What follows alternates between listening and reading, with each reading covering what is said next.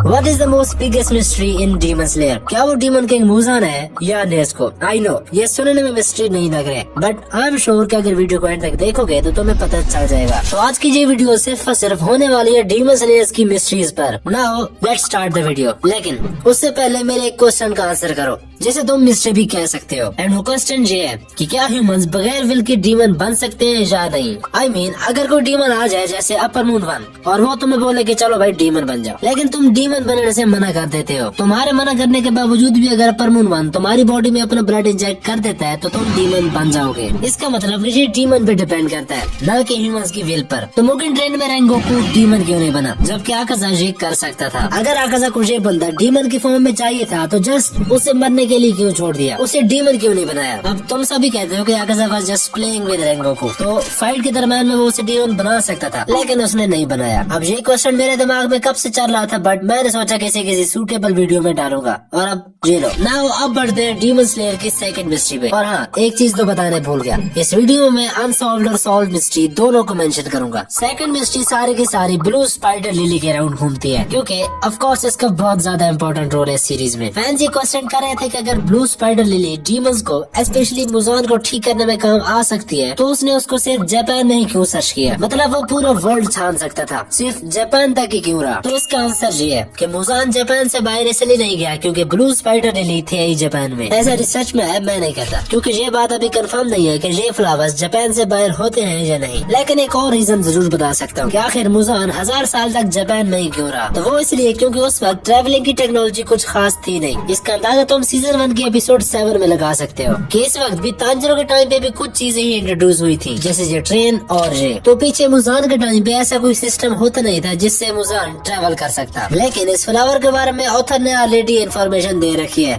कि ये साल में 2 या 3 बार ब्लूम करता है, वो भी डे लाइट में। तो इसलिए मुजान अब तक इसको हासिल नहीं कर सका। Third mystery, demon slayers earn कितना करते हैं एंड कैसे करते हैं? इसी के साथ हाशिराज को वो कितना पे करते हैं और कौन पे करता है? एंड लास्ट क्वेश्चन, ये मनी आती कहाँ से है? ये सारे क्वेश्चंस तुम्हारे दिमाग में जरूर आए होंगे कि आखिर इन डीमंस को मारने के बदले में इनको कुछ मिलता भी है या नहीं, एंड ये भी कि हाशिराज लिविंग के लिए पैसे कहाँ से लेते हैं। अगर तुम्हारे माइंड में गवर्नमेंट चल रहा है कि ये उनको पे करती है, तो नहीं, ये ऑर्गेनाइजेशन गवर्नमेंट से छुप के काम करती है। जैसे तुमने सीजन 1 के एपिसोड 7 में देखा है कि हर कोई तांजिरो को कैसे देख रहा होता है। तो इन डीमन स्लेयर्स को पे करती है उबवाशी की फैमिली, मीन कागाया। अब इसका मैं एग्जैक्ट तो नहीं बता सकता, लेकिन आसपास की इन्फॉर्मेशन से ये जरूर कहूँगा कि एक्चुअली में ये फैमिली रॉयल फैमिली से है और इसी वजह से हाशिराज कागाया की रिस्पेक्ट करते हैं। और अगर तुम सर्च करो तो जापानीज रॉयल्टी का बहुत अच्छे से ख्याल रखते हैं एंड उनको बहुत रिस्पेक्ट देते हैं। अब लास्ट आंसर, हाशिराज को कितनी अमाउंट मिलती है? तो जो अमाउंट फैन बुक में लिखी हुई है उस लिहाज से हाशिराज को 50,000 जेन मिलते हैं हर महीने की पहली डेट को। एंड कुछ ये कहते हैं कि हाशिराज की कोई फिक्स अमाउंट नहीं है, वो जितना चाहे ले सकते हैं। इसी के साथ ये इन्फॉर्मेशन भी दे दूं कि जो हाशिराज रिटायर हो चुके हैं उनको भी सैलरी मिलती है। जैसे तुम देखते हो कि शिनजीरो रेंगोकू का कितना बड़ा घर है। Now we are heading toward our fourth mystery. Season 1 के एपिसोड 1 में आखिर नेज़ुको सर्वाइव क्यों कर पाई? क्योंकि वो बाकी सिबलिंग से ओल्डर थी। अगर ये रीजन होता तो फिर कई कामों ने भी बच जाना था। The reason behind the Nezuko survival is because of her strong will. And Nezuko की स्ट्रॉन्ग विल को तुमने डीमन स्लेयर में कई बार देखा है कि इसने साने में पे अटैक नहीं किया even after seeing his blood, और वो भी कोई आम ब्लड नहीं, वो ब्लड जिसको डीमन स्मेल करके फौरन उस पर अटैक करते हैं। लेकिन नेज़ुको ने ऐसा नहीं किया। इसी तरह उसने तांजिरो को भी डैमेज नहीं दिया और हाशिराज को भी, और इसी तरह बहुत सारे सीन्स यही प्रूव करते हैं। एंड इसी वजह से नेज़ुको इस ट्रांसफॉर्मेशन को झेल पाई। अब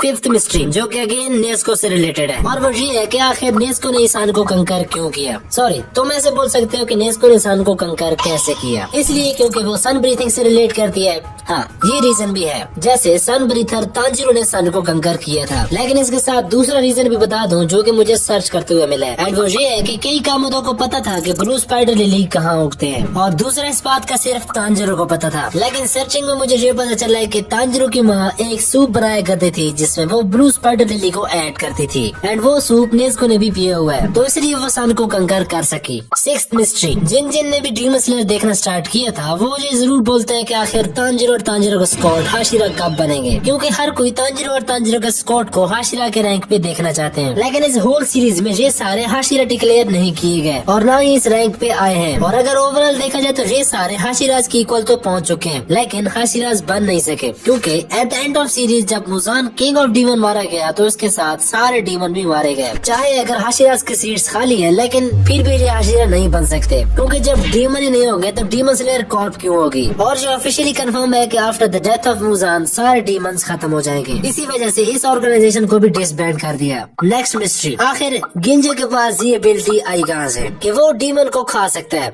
और इसके बदले में उससे स्ट्रेंथ मिलेगी। अब इस मिस्ट्री का एग्जैक्ट आंसर ऑफिशियली क्या है ये नहीं कह सकता, लेकिन शायद ये एबिलिटी शुरू से इसके पास हो, जब से ये पैदा हुआ था। इस बात को सपोर्ट सानामे करता है, क्योंकि जैसे गिंजे के पास यूनिक एबिलिटी है, उसी तरह सानामे के पास भी रेयर ब्लड जैसी चीज है। अब सिंपल सी बात है कि सानामे ये ब्लड ले तो नहीं सकता किसी से, ऑफ कोर्स वो इसके साथ पैदा हुआ होगा। एंड इसी तरह गिंजे के भी यही सीन हो सकता है, और शायद ये दोनों ब्रदर इसी तरह की यूनिक एबिलिटी के साथ पैदा हुए होंगे। नेक्स्ट है मुजान का ये डॉक्टर। अगर मुजान की डिजीज को क्योर करने के लिए इस डॉक्टर ने ये कहा कि मैं इस डिजीज को ठीक करूंगा, और वो भी ब्लू स्पाइडर लिली से, जो कि सिर्फ इसी के पास थी, जिसकी वजह से मुजान डीमन में कन्वर्ट हो गया। तो क्वेश्चन ये है कि अगर डॉक्टर ब्लू स्पाइडर लिली उठा के फिर रहा था तो उसे इसके साइड इफेक्ट का भी जरूर पता होगा। वो कैसे? वो ऐसे कि डॉक्टर ने इस फ्लावर को जरूर किसी न किसी पे यूज किया होगा। इसका मतलब मुजान पहला डीमन नहीं है, बट अगर मुजान ऑफिशियली फर्स्ट डीमन है तो इस डॉक्टर ने बगैर किसी कंफर्मेशन के ये फ्लावर यूज कर लिया। लेकिन यहाँ पे ये दोनों बातें डाउट में है, क्योंकि ये दोनों पॉइंट ठीक हो सकते हैं। बाकी इस पे तुम क्या कहते हो वो कमेंट कर देना। Now here is the last mystery of demon slayer, origin of demon slayer mark. Demon slayer mark सबसे यूनिक और पावरफुल चीज है, जिसका स्टोरी में बहुत ही ज्यादा मेजर रोल है। सबसे पहले जिसने इस मार्क को अचीव किया था वो था यूरिची सुगिकुनी, और अगर जिस स्लेयर ने इस मार्क को अचीव कर लिया तो वो 25 एज तक मर जाएगा, और अगर उसका मार्क 25 के बाद अनलॉक होता है तो वो